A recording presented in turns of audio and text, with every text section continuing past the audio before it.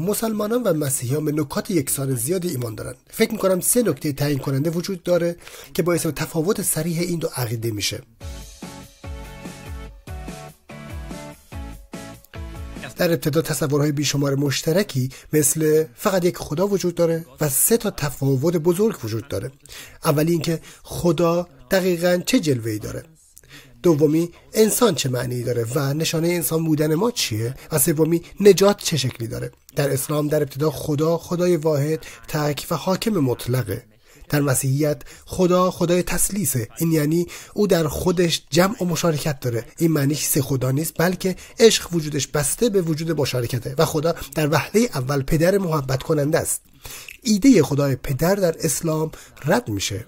دوم، انسان در اسلام ابتدا به ساکن غلام و خدمتگزار الله آفریده شده تا روی زمین خودش رو به درجه مصلح بودن برسونه تا مورد پسند خدا قرار بگیره و فرامین و واجبات رو به جا بیاره.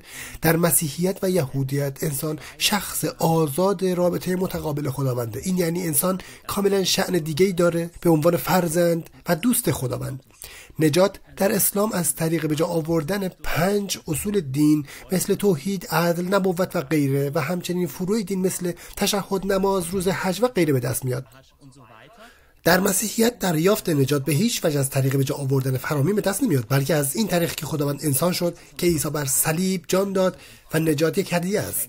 این یعنی نکات مشترک خیلی زیادی بین اسلام و مسیحیت وجود داره، اما در سوالات تعیین کننده که خداوند و نجات چه شکلی دارن، این دو قطعاً 2 ایمان و عقیده متفاوت هستند.